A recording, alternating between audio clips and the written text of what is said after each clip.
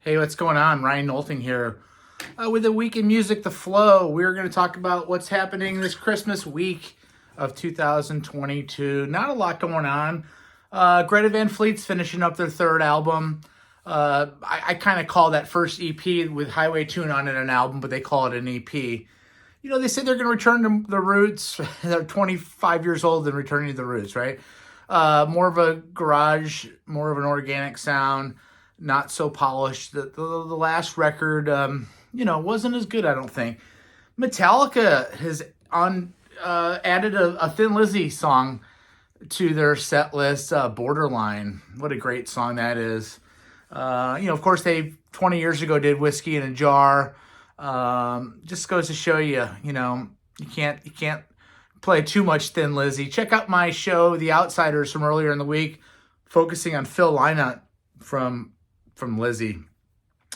The Tubes co-founder Rick Anderson died this week. Bass player died a few days ago. Listen to the song White Punks of Dope. White Punks of Dope from the Tubes. Rest in peace, Rick Anderson. Also, Jane's Addiction. Dave Navarro is still kind of recovering from a long bout with COVID. Doesn't have his strength back.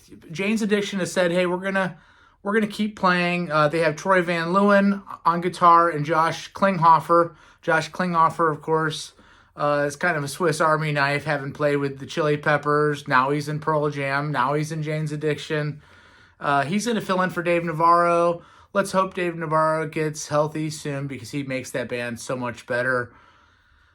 Check out the interview that Pete Pardo did on his channel on YouTube called Sea of Tranquility with Sean McVeigh of a band called King Buffalo. So this is a psych rock, kind of stoner metal, progressive rock band from upstate New York. I just got turned on to them this week. The interview is great. King Buffalo is a great band. They've put 3 albums out in the last year. COVID allowed them to get in the studio and crank out some records. I think they have 6 or 7, 8 albums besides that, or total.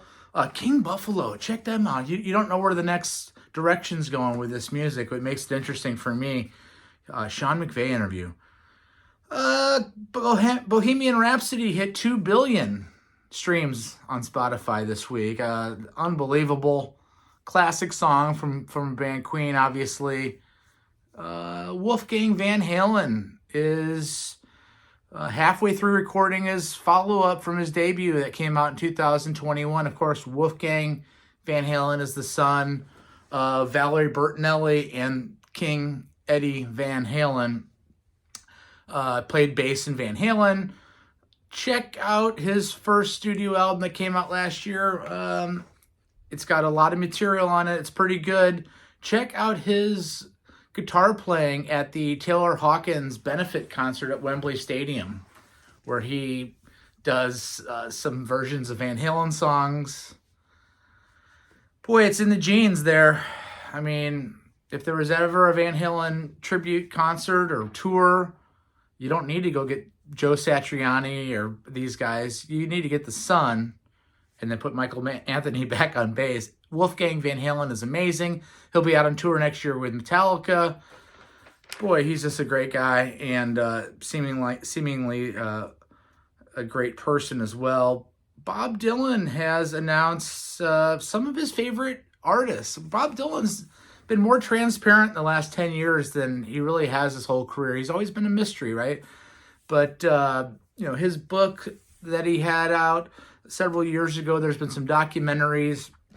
He has said that he is a big fan of the Oasis brothers, the Gallagher brothers, both of them, Noel and Liam, Julian Casablanca, Grace Potter. He says he's seen Metallica twice in concert. That's interesting to me. Nick Cave, of course, Jack White, Leonard Cohen, the Wu-Tang Clan. Interesting that Dylan's out there at 81, talking a little bit about some of the mysteries of his life. Again, not a lot of news this week. We were going to see you next week. Have a Merry Christmas. Peace out. We'll see you.